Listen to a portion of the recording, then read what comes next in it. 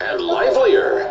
This is The Night Side with Barb DiGuilio, NewsTalk 1010. Welcome back to the show, and coming up after 8 o'clock tonight, Dr. Clayton Greenway returns. He is the host of Animal House, Saturdays at 10 a.m. on NewsTalk 1010, veterinarian at the West Hill Animal Clinic, and we'll be doing Animal House on the night side. That is after 8 o'clock. Right now, you may have seen or heard the story today. One of the stars of Everybody Loves Raymond, Sawyer Sweeten, died by suspected suicide. And he was just 19 years old. The actor was visiting his family in Texas, where he is believed to have shot himself on their front porch yesterday. We wanted to talk about what goes on when child stars grow up, why many of them seem to have difficulty. And joining me now to talk about it is Gary Dierenfeld. He's a social worker, parenting consultant. Hi, Gary. Thanks for doing this. Great to be with you, Barb. Yeah, really appreciate it. It's it's such a tragic story, and more tragic, obviously, because it's a death than some of them are, but certainly not unusual to hear about former child stars getting themselves into trouble. So I guess we'll begin with the basis of what happens when child stars grow up and they're not in the spotlight anymore. Well, there you go. You know, what you didn't mention is that I was also the host of Newlywed, Nearly Dead. That was a show a reality show that I hosted that ran 65 episodes. And I can tell you from personal experience, when you're on the show, when you're taping, everyone is catering to you. Even when we had to do retakes, so there I am, I'm talking with the couple, and the director doesn't like what's happening. They don't say, "Hey, Gary, you blew it." They say, "That was great. That was really great. But can we do it again?" Mm-hmm. And so you live in this kind of false reality where you're catered to, where everything you do is terrific, where the world revolves around you. There comes a point in time when the party's over. So even myself, after 65 episodes, the show stopped taping in 2009, 2010. You're left with a kind of, who am I, where's the fame, where's the accolades? Now, I'm a little older, longer in the tooth. I didn't get despondent, I didn't get suicidal by any means, but you feel the loss of that celebrity.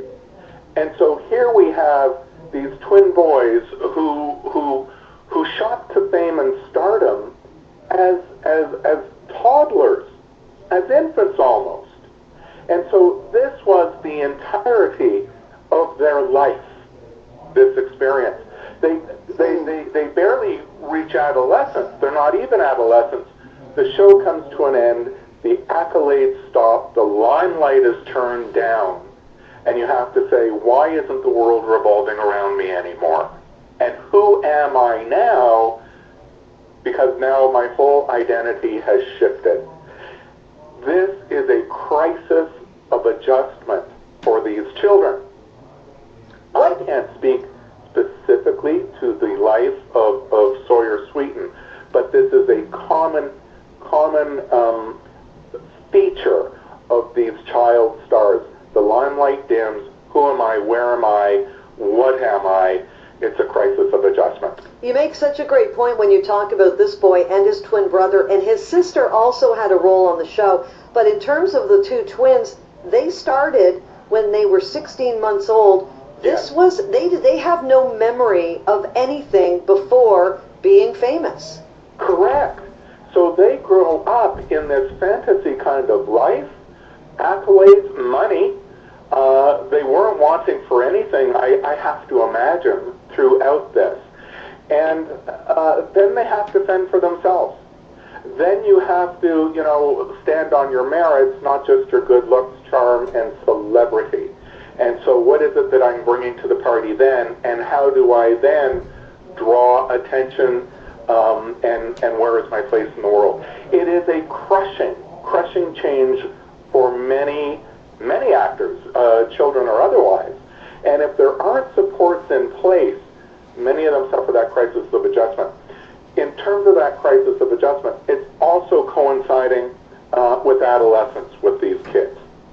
Sure, and you've got these kids who are growing up and not having a regular childhood and not having regular school and not interacting with other kids, and then they're just sort of kicked out of the spotlight when they've missed learning how to be a child with other people. Yes, and when the whole world revolves around you, you develop these narcissistic kind of tendencies. And again, I can't speak to Sawyer specifically, but I'm generalizing here. These narcissistic tendencies is, you are here for me. You are here to aggrandize me. It's all about me, me, me. Now that the show's over, relationships aren't me, me, me. Relationships are about you. Relationships are about us. Mm-hmm. And so it's harder for these children to form relationships that have to be mutual, where there has to be that kind of give and take when they're used to being catered to. So what happens? Depression. Depression. The world is changing. I can't make sense of it because truly the world as I know it is now so different. I can't make sense of it. I can't find my footing. I can't find my place. I'm not being catered to. I'm depressed. And it can be very, very profound, this change for some of these kids. And I'd have to imagine that had to in part be underneath some of the issues that this lad had, assuming that this is a suicide. Mm-hmm. Well, and, I wonder, too, about parents putting their kids to work. Look, there are TV shows that feature children, so they need child actors, but it seems pretty unnatural to have kids in that position of having to work and do a full day's work and also keep up with school. And I guess a lot of them have private tutors and things like that. You know what, Gary, I'm going to ask you to answer that question after we take a quick break. Right now we're talking with Gary Dierenfeld. He's a social worker, parenting consultant, former host of the reality TV marriage counseling show Newlywed, Nearly Dead. And we are talking to Gary Dierenfeld because of this very troubling story that came out today. Former child star from the TV show Everybody Loves Raymond. His name is Sawyer Sweeten. He died by suspected suicide yesterday. He was visiting his family in Texas. He is believed to have shot himself on the family's front porch. And we're talking about what causes child stars to implode. And Gary, you've gone over some of the things that make so much sense. They are born really in the spotlight. I mean, this boy and his twin were 16 months old when they first started on the show. So by the time the show finishes its run and everybody's done with them and they're not they're not being waited on hand and foot, they don't really know how to exist, right? That's right. Where is life? And if we want to prevent those kind of outcomes, it doesn't take a lot of work. It just takes some planning. And one of the things that's preventative when we have these elite child athletes, these child stars, one of the things that is preventative is having your child engaged in acts of charity, in volunteer work. The reason that is protective is because when you're doing volunteer work, you're giving back. Mm-hmm. You're acting in the service of others. It is not an egocentric act. It is a selfless act. So I always encourage parents, quite frankly, of children of any age, and you know what, whether or not you have an elite child or a prodigy or someone in the media, I always encourage parents to help engage their children in volunteer activity appropriate to their age. It's a great point you make, and you included child athletes in there as well. I worked in the sports broadcasting business for many years, and it's a very common story that you see child athletes being treated this way. They every door is open for them. They get everything they want. They develop this sense of entitlement, and then if they go on to a pro career, that career is never very long, except in a few exceptional cases. And then they don't know what to do after, and a lot of them fall into depression. I see parents whose, sports prodigy children may blow out their knee or shoulder somewhere in adolescence, and from that child's perspective, they believe their whole life to be over. And so we have to equip them to understand life is more than what you do. There are other things to do. It's who you are as well. It's how you give back to others. It's how you form relationships. So we have to help these children have a much more expanded view of what's important in life. Isn't that difficult, though, when you see in some celebrity cases, and we could name a few of them off the top, how the parents seem to get so caught up in the celebrity lifestyle when it's the child Absolutely, making Barb. all the money, right? Yeah, great point. So we really need the parents to also have their egos in check and not to be living vicariously through the child, but to be still a parent leading the child into a wholesome, healthy, well-rounded life. We have a few minutes left with Gary Dierenfeld. If you have any questions about your child's behavior, any concerns, he is a social worker, parenting consultant. We've got him for a few more minutes. 416-872-1010, Star Talk, star 8255, or you can text us at 71010.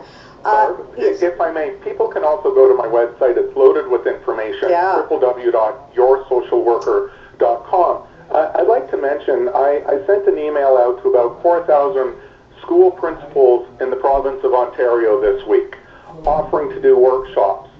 And what I got back from them in terms of the issues that they see kids grappling with at school, the number one issue, anxiety, number two, depression. So it is as if these issues are epidemic in our youth and our children today. And parents do have to reach out. They have to find ways to support their children and help them manage, build something we call resilience, the capacity to overcome adversity. And so I do a lot of work in this area. I do a lot of workshops throughout Canada and the U.S. on this stuff. And it's a message that we cannot get out enough. One thing that I have learned, and I found this a very useful tool to pass on to my kids, is that anxiety isn't always a negative. It's a matter of the way that you look at it. Is that right? That's right. Anxiety is a negative anticipation of a future event. And so it's signaling something to us that we may not be prepared for this future event. So if we're feeling anxiety, we should talk to a parent, a loved one, a friend, a coach, a teacher, a mental health professional, and say, you know, what's underneath that anxiety? What are we anticipating negatively? How can we be better prepared or better plan, or see the situation more realistically? These are the antidotes to depression. To anxiety. What are some of the signs we should be looking for if our kids aren't coming to us? Because I think sometimes when you're stuck in it, it's hard to see out of it, right? So what should we be paying attention to? Anxiety and depression are actually different in children than they are in adults. So in children, you're going to see a lot of irritability. You're going to see oppositional behavior, crankiness. The child, some children will become withdrawn. You may see a change in peer group. In the just teen, young teen, adolescent, you may see that child taking to drug or alcohol use as a way to self-medicate. Kids will more likely take to marijuana than alcohol because, believe it or not, marijuana is more accessible. Wow, I thought you were going to say that, and I knew I would still be surprised. That's pretty amazing. And now, if we recognize some signs in our kids that we think something might be going on, what can we do to help? Sit down with your kid and don't accept no for an answer. You look straight in the eye and you say, sweetheart, or whatever your term of infection is for your son or daughter, I'm worried about you. Oh, you got nothing right. No. I am worried about you. Something is going on. We need to chat. And we don't want to come across as punitive. We're not out to catch you doing something bad so we can punish you. We're out to demonstrate we love, we're concerned about you. A first go-to if you're concerned about your daughter or son with depression or anxiety is typically the family doctor. You can go there to the doctor, bring your child with you, and say, look, you know, I have some concerns, and the doctor can act as a referral source to other services in your community. What about guidance counselors? Guidance counselors are terrific. They're forever picking this stuff up as well. And so students, on their own merits, can turn to the guidance counselor. And many schools have social workers attached to them as well. So through the guidance counselor to the social worker, counseling. Thank you so much for this, Gary. I hope we can have you back sometime soon. Where have you been all my life, Barb? It's fabulous being on with you. It'd be only my pleasure to return. Thank you so much. Really appreciate it. Gary Dierenfeld, social worker, parenting consultant, my new boyfriend, former host of a reality TV marriage counseling show called Newlywed Nearly Dead, and his website, and it is full of great information. He's right, yoursocialworker.com.